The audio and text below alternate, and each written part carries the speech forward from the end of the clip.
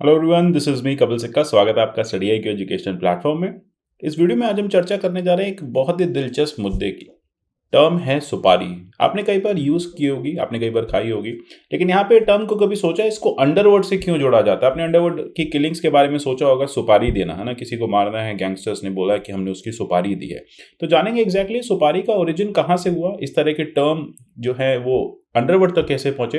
जबकि अगर हम सुपारी की ओवरऑल उस एग्रीकल्चर कमोडिटी की बात करें तो भारत में काफ़ी ज़्यादा इसका एग्रीकल्चर उत्पादन होता है। कर्नाटका इसके लिए काफ़ी लीडिंग स्टेट है। साथ ही साथ अगर आप उत्तर प्रदेश के महोबा डिस्ट्रिक्ट की बात करें तो वहाँ के जो बीटल नट्स हैं, अरेका नट्स हैं, उनको तो जीआई टैग भी मिला हुआ है। मतलब सुपारी उगाने का और खाने का प्रचलन बहुत पुराना है हमारे देश में। साथ ही साथ अगर आप पूजा अर्चना में देखते हैं, अगर आप रिचुअल्स में देखते हैं तो वहां पे भी सुपारी का उपयोग जो है वो काफी किया जाता है। दिवाली पूजन में आपने सुपारी का उपयोग जरूर किया होगा। तो यहाँ पे बात ये हो जाती है कि एक तरफ उसका इतना अच्छा यूज है, उसका रिचुअल है।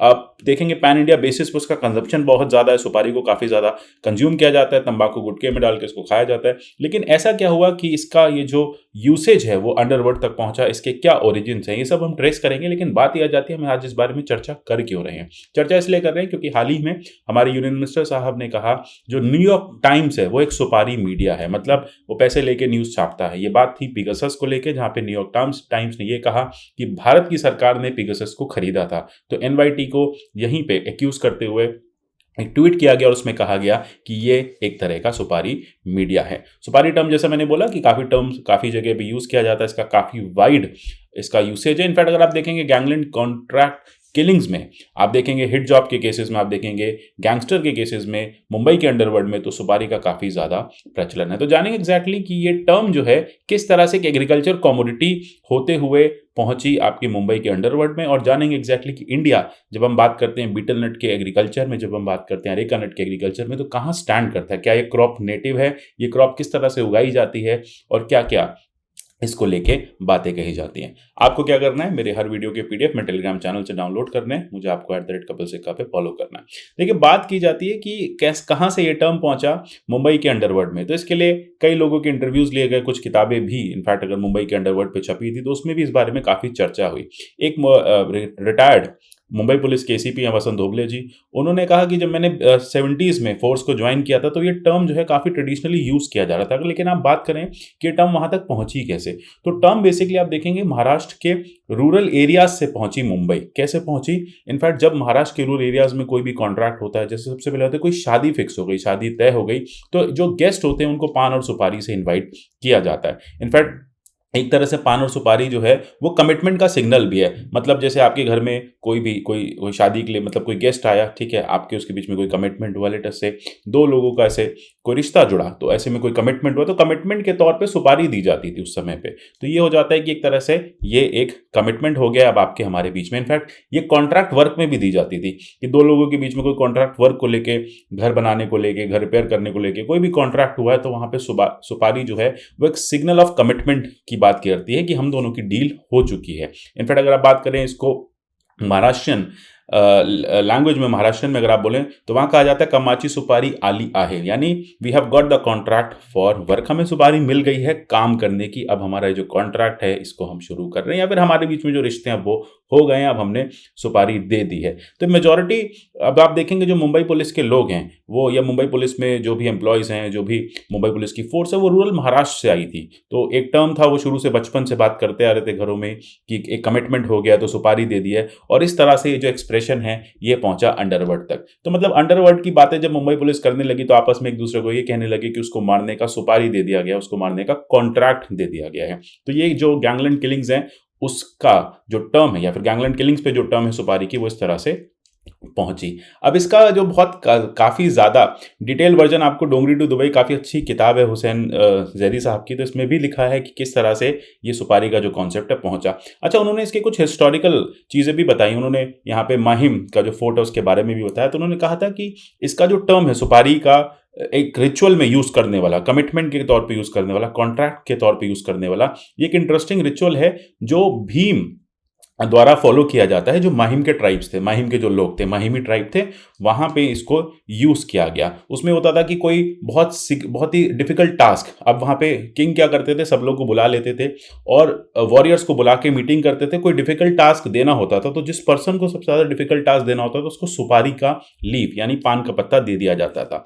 और इस तरह से ये हो जाता था कि अब ये पर्सन जो है इंटरेस्टेड इस वर्क से और इस तरह से ये काम करेगा। तो सिमिलरली आपने देखा कैसे एक पुराना, कुछ एक 250-300 साल पुराना रिचुअल था, उसको अंडरवर्ल्ड जो है समय समय पे यूज करने लगा। फिर वो अंडरवर्ल्ड की एक प्रॉपर डेफिनेशन में, वोकैबुलरी में आ गया और वहां पे उसका काफी ज्यादा यूज होने लगा। अब देखिए, हमने यहाँ पे कुछ फैक्चुअल चीजों की बात की, हमने यहाँ पे बात की है अभी माहिम के फोर्ट की। तो माहिम का फोर्ट पिछले साल न्यूज में था, इसकी भी चर्चा कर लेते हैं। बीएमसी इसको रिवाइव कर रही है, इसका ब्लूप्रिंट जल्दी आ जाएगा, काफी पुराना पोर्ट है। तो इसके बारे में भी हम देख लेते हैं कि किस तरह से ये पोर्ट जो है, ये जो फोर्ट है, ये फोर्ट का अब यहाँ पे जो फाइनल रेस्टोरेशन चल रहा है। ठीक है, तो इस तरह से आपने देखा कि कैसे अंडरवर्ल्ड में एक टर्म महाराष्ट्र के रूरल एरियाज के रिचुअल से आया और फिर वो एक वहाँ का लेक्सिकन बन गया, वहाँ की एक भाषा का पार्ट बन गया।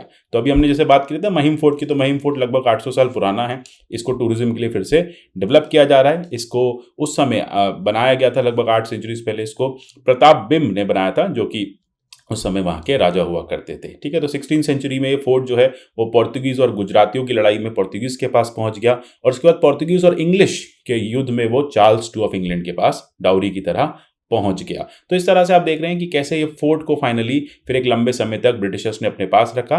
तो ब्रिटिशर्स का ये काफ़ी एक इम्पॉर्टेंट जो है फोर्ट हुआ करता था और ये फोर्ट के बराबर में जो पूरा लैंड, जो सी एरिया है, उसको वो पोर्ट की तरह यूज भी करते थे।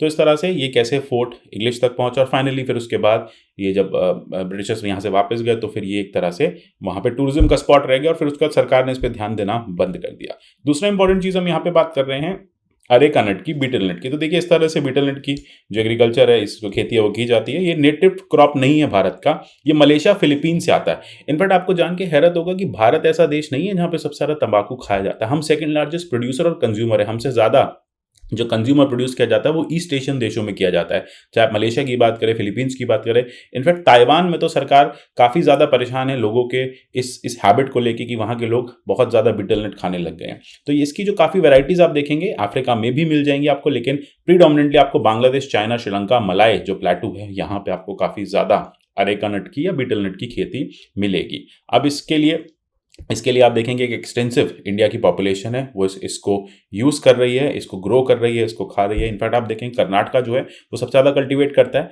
केरला काफ़ी ज़्यादा कल्टीवेट करता है, तमिलनाडु, मेघालय, वेस्ट बंगाल और एक छोटा सा हिस्सा यूपी में भी इसको कल्टीवेट करता है। इसके कल्टीवेशन के लिए ट्रॉपिकल क्लाइमेट की ज़रूरत होती है। तो आप देखेंगे ट्रॉपिकल क्लाइमेट में 14 से 36 डिग्री सेल्सियस के बीच में ग्रो होता है। अगर काफ़ी ज़्यादा ठंड हो या काफ़ी ज़्यादा गर्मी हो, दोनों केसेस में इम्पैक्ट रहता है। अब इसका जो सॉइल इसमें यूज़ की जाती है वो लेटराइट सॉइल यूज़ की जाती है, रेड क्ले टाइप की। बाकी जो सॉइल्स हैं वो इसमें सुटेबल नहीं है, एलुवियल, ब्रैकिश वगैरह इसमें सुटेबल नहीं है। तो इस तरह से हमें ये भी पता चल रहा है एग्जाम के पॉइंट ऑफ व्यू से कि किस सॉइल में इसको ग्रो किया जाता है। इनफैक्ट इस पर जो डिजीज रहती है वो महाली इसकी मेजर डिजीज है, जिसकी वजह से अरेका नट की फसल खराब होती है। और ये खाने पर हमें क्या डिजीज देता है वो सब जानते हैं, ये कार्सिनोजेनिक कंटेंट इसमें काफ़ी ज़्यादा होता है। तो इसलिए आपने देखा ना, तंबाकू खाने से कैंसर होता है। तो एग्जैक्टली यही सुपारी और तंबाकू से आपको कैंसर की डर या कैंसर का खतरा रहता है। तो ये आप देखेंगे किस तरह से इसकी खेती भी प्रोमिनेंट है। ऐसा नहीं, अगर आप कर्नाटका की वेस्टर्न बेल्ट में जाएंगे तो वहाँ पे आपको काफ़ी ज़्यादा अरेका नट की खेती होती हुई दिखेगी और वहाँ पे लोग काफ़ी चाव से इसको खाते भी और भारत से इसको एक्सपोर्ट भी किया जाता है। आशा करता हूँ टॉपिक क्लियर हो गया होगा। अच्छा, प्रीलिम्स 2022 का कोर्स अवेलेबल है, टारगेट अवेलेबल है और जीएस फाउंडेशन दोनों अवेलेबल है। तो आपको यहाँ पे क्या करना है, कोर्स को परचेज करना है, प्रिपरेशन को अपने एग्जाम ओरिएंटेशन के हिसाब से या एग्जाम ओरिएंटेड करना है। मिलेंगे अगले सेशन में, तब तक के लिए good bye, take care and God bless you all.